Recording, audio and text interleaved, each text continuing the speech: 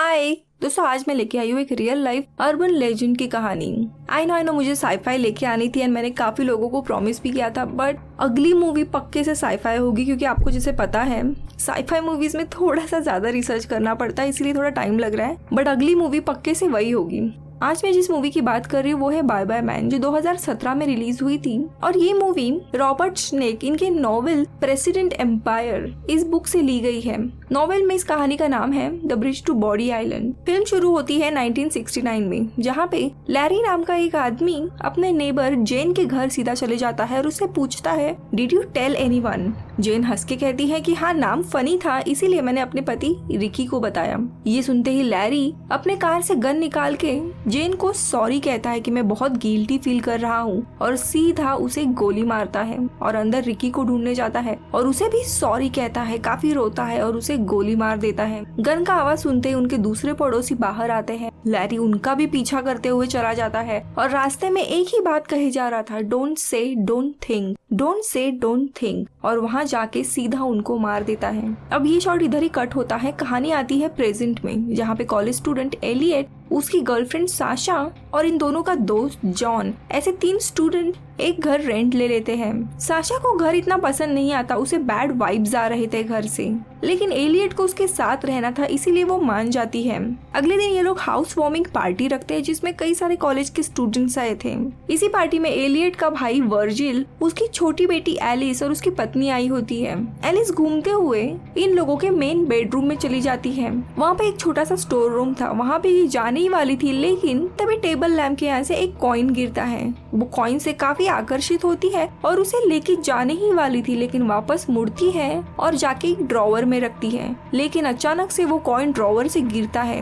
ये देख के वो वापस आती है और उसे टेबल पे रख के चली जाती है और नीचे आके एलियट अंकल को बताती है कि मुझे एक कॉइन मिला था जो कि मैंने वापस लैंप के यहाँ पे रखा था।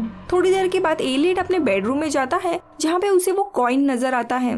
कॉइन काफी अलग था, पुराने जमाने का था, इसीलिए वो वापस ड्रॉवर में रख, लेकिन पहले की तरह ही वो कॉइन वापस नीचे गिर जाता है। अब ड्रॉवर में कोई छेद तो नहीं, ये देखने के लिए वो ड्रॉवर ठीक से देखने लगता है और उसी में गुम हो जाता है क्योंकि उस ड्रॉवर पे कुछ लिखा हुआ था और वो जोरों जोरों से पढ़ने लगता है, don't think don't say it. कई बार पढ़ने के बाद उसके नीचे एक पेपर था जिसपे लिखा था द बाय बाय मैन। अब इस चीज को इग्नोर करता है और पार्टी कंटिन्यू करता है। अब पार्टी के बाद इनकी दोस्त किम, जो कि साइकिक थी, वो घर की क्लेंजिंग करती है। अब जॉन और एलियट इन दोनों को इन बातों पे भरोसा नहीं था, इसीलिए वो मजाक उड़ाते हैं। तो किम वीजी बोर्ड के थ्रू इनके अतीत के कुछ फैक्ट्स बताने का सोचती है एंड वो वैसा करती भी है, लेकिन इन दोनों को तभी भी भरोसा नहीं था कि कुछ ऐसी भी बातें होती है। लेकिन इसी प्रोसेस के दरमियान अचानक से किम जोरों जोरों से चीखने लगती है और कहती है कि कुछ बहुत बुरा आ रहा है, काफी खतरनाक चीज है वो, और बार बार कह रही थी don't think don't say it. तो जॉन पूछता है कौन आ रहा है और एलियट कहता है द बाय बाय मैन। ये सुनते ही अचानक से घर की लाइट चली जाती है। अगेन इन चीजों को ये लोग इग्नोर करते हैं और मूव ऑन करते हैं। अब रात में किम जॉन के साथ ही नाइट स्पेंड करती है, तो दूसरी जगह पे साशा और एलियट दोनों अपने रूम में थे और साशा नींद में ही आई लव यू जॉन कहती है। ये सुनते ही एलियट के होश उड़ जाते हैं और इनको शक आने लगता है कि मेरी गर्लफ्रेंड और मेरे बेस्ट फ्रेंड के बीच में कुछ चल रहा है शायद। और तभी घर के बाहर अजीब सी आवाज आने लगती है। वो उठ के नीचे आता है, लेकिन रात के अंधेरे में उसे कुछ भी दिखाई नहीं देता। अगले दिन धीरे धीरे तीनों की हालत खराब होने लगती है। जैसे जॉन को किम के शरीर पे वर्म्स दिखाई देते हैं, तो एलियट को लगने लगता है कि साशा और जॉन के बीच में कुछ चल रहा है। तो साशा की हालत खराब होने लगती है और उसे भी हैलुसिनेशन आते हैं। उसी रात एलियट जब फोन पे बात कर रहा था तब बेसमेंट में उसे अजीब सी आवाज आने लगती है। जब वो नीचे चेक करने जाता है तब उसे वहाँ पे कॉइन मिलता है और एक बहुत ही डरावना हाउंड आता है। उससे बच के भाग ही रहा था, लेकिन वो बेसमेंट में लॉक हो जाता है। तो रात में साशा भी हैलुसिनेशन के चलते अपनी बुक पे द बाय बाय मैन और उस हाउंड की पिक्चर निकालती है जो काफी डरावनी थी। रात में एलियट और साशा दोनों भी सोए हुए थे। बीच रात में एलियट की आंख खुलती है और सामने ही उसे कुछ कपड़े दिखाई देते हैं। आगे कुछ पता चले इसके पहले ही एक आदमी इसकी तरफ हमला करते हुए आता है। वो काफी डर जाता है। इसी के चलते अगले दिन कॉलेज जाने पर साशा और एलियट दोनों भी द बाय बाय मैन के ऊपर रिसर्च करने लगते हैं। एलियट सीधा लाइब्रेरी में जाता है और वो कीवर्ड से सर्च करता है, लेकिन उसे कुछ भी नहीं मिलता। तो फिर वो डोंट से डोंट थिंक ये कीवर्ड्स डालता है और उसे एक फाइल मिलती है डेड लोगों के सेक्शन में। वो फाइल निकालने के लिए लाइब्रेरियन वॉटकिंस उसकी मदद करती है और वो बताती है कि ये सारी फाइल्स वैसी है जो कभी प्रेस में रिलीज नहीं हुई। वो उसे लैरी रेडमैन का डॉक्यूमेंट निकाल के देती है जिसमें डोंट से डोंट थिंक के कीवर्ड उसे मिले थे। जब एलियट उस फाइल को पढ़ने लगता है तब हम फर्स्ट बैक स्टोरी देखते हैं। लैरी एक फेमस जर्नलिस्ट था और वो एक टीनेजर के केस पे काम कर रहा था। उस टीनेजर ने बाय बाय मैन के कारण अपने पूरे फैमिली को मार डाला था।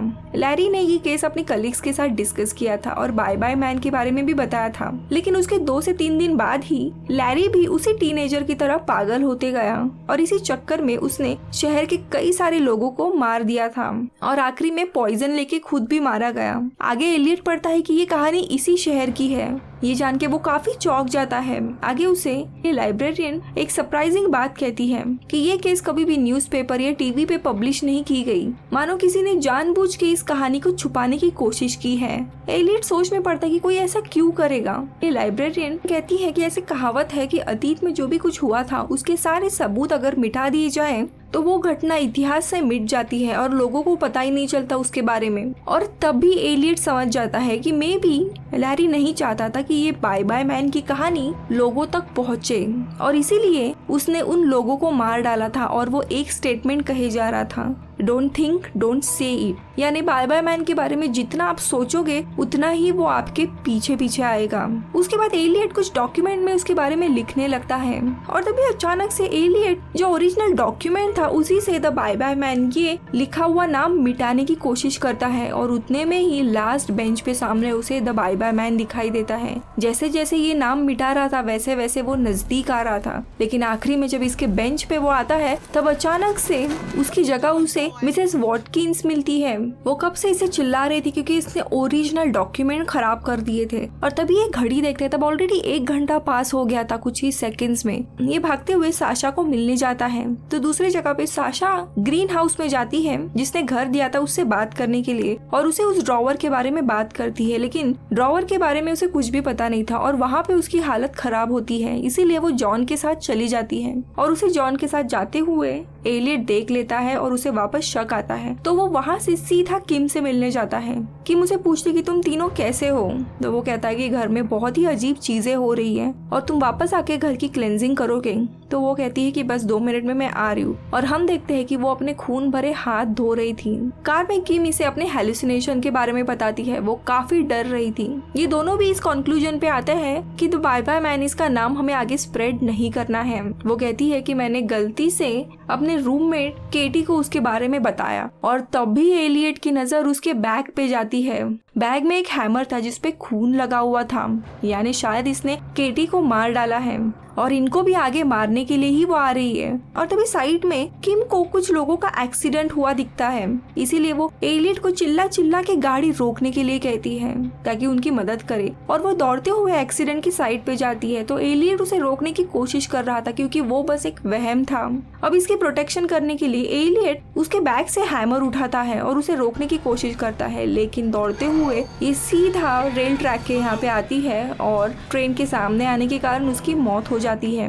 अब पुलिस केस होता है और एंट्री होती है डिटेक्टिव शॉ की। चलो दोस्तों बताओ इनको किस मूवी में देखा था, काफी फेमस मूवी है। और तभी वहाँ पे एलियट और साशा भी आते हैं कि बाय बाय मैन के बारे में किसी को ना बताएं, लेकिन ये बात डिटेक्टिव सुन लेती है। और दोस्तों यहाँ पे किम की मौत के लिए पुलिस एलियट को जिम्मेदार ठहरा रही थी क्योंकि मोटरमैन ने ये गवाही दी थी कि एलियट हैमर लेके इस लड़की के पीछे भाग रहा था। उसी से डर के बचने के लिए किम गलती से ट्रेन के बीच में आई। इतना ही नहीं, केटी की भी मौत हुई है और उसे हैमर से ही मारा गया है और ये सारा इल्जाम एलियट पे आता है। उसे पुलिस गिरफ्तार करती है और डिटेक्टिव शॉ उसे बार बार कहानी के बारे में पूछती है कि सच बताओ क्या है, लेकिन वो नहीं बताता।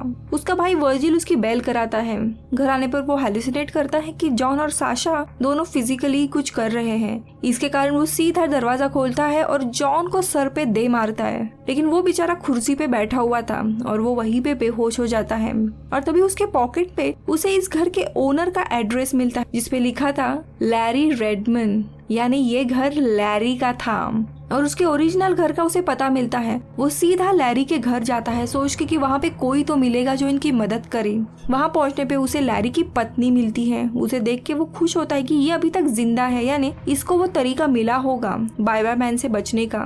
और लैरी की पत्नी इसे अतीत का इंसिडेंट बताने लगती है कि लैरी जब उस टीनेजर के केस पे काम कर रहा था तब उसके अगले दिन से ही उसे अजीब अजीब हेलुसिनेशन होने लगे थे, कुछ चीजें दिखने लग गई थी।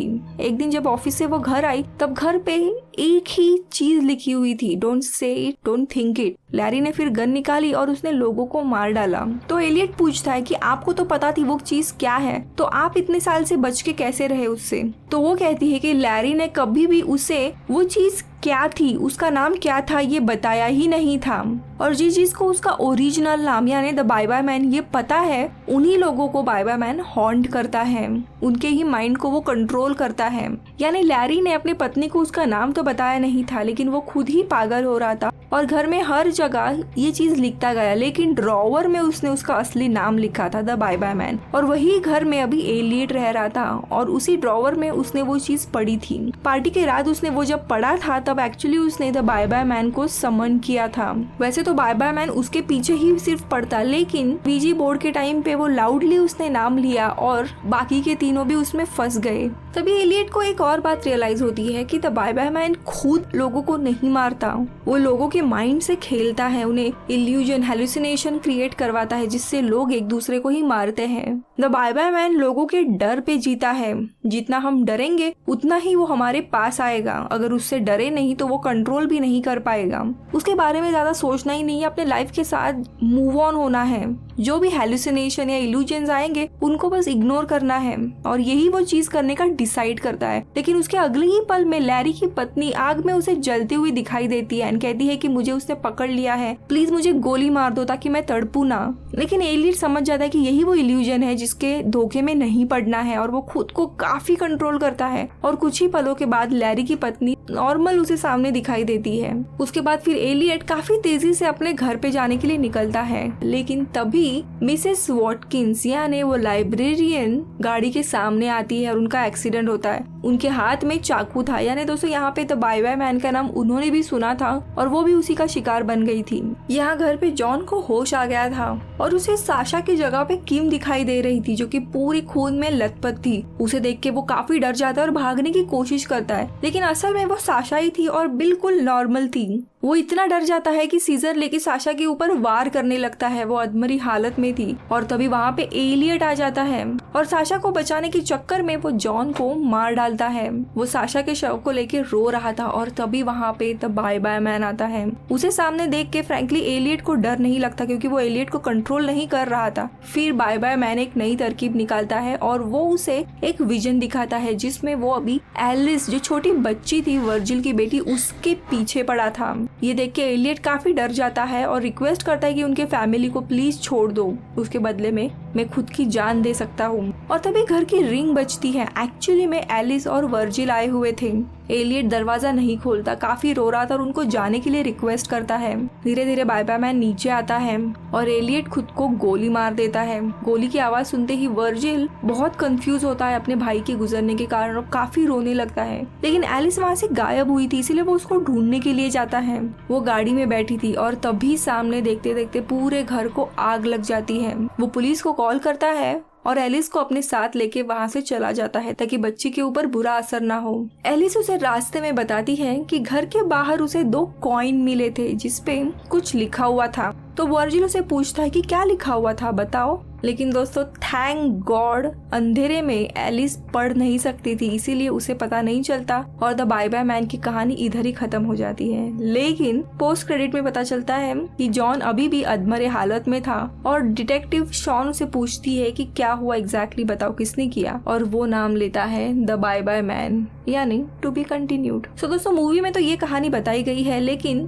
द बाय बाय मैन कौन था या उसके पीछे की हिस्ट्री हमें नॉवेल में पता चलती है। ये नॉवेल रॉबर्ट स्नेक इन्होंने लिखी थी और उन्होंने अपने 3 दोस्तों का जो रियल एक्सपीरियंस था वो यहाँ पे बताया था कि 1990 में उनके जो 3 दोस्त थे, जैसे मूवी में 3 लोग बताए हैं, वो एक नए घर में शिफ्ट होते हैं और वहाँ पे वो हर रोज वीजी बोर्ड खेलते थे ताकि दूसरे दुनिया के एंटिटी से बात कर सके। और एक दिन वो लोग एक ऐसे एंटिटी से मिलते हैं जो इन्हें बाय बाय मैन के बारे में बताती है और तब से इनकी हालत खराब होने लगती है। बीच रात में उठना, अलग अलग हेलुसिनेशन। अब इन डर से भागने के लिए ये तीनों भी बाय बाय मैन के ऊपर रिसर्च करते हैं और उन्हें उसकी रियल बैक स्टोरी के बारे में पता चलता है कि बाय बाय मैन एक्चुअली एक नॉर्मल इंसान था और उसका 1920 में जन्म हुआ था, लेकिन उसकी स्किन बहुत ज्यादा वाइट थी जिसके कारण उसके पेरेंट्स और सोसाइटी के लोग उसे श्रापित मानने लगे थे। उसे काफी टॉर्चर किया जाता था जिसके कारण वो पागल बनते गया। लोगों के प्रति बहुत ही गुस्सा आने लगा उसे। इस ट्रॉमा के कारण आगे जाके वो सीरियल किलर बना और लोगों को बहुत ही बुरी तरह से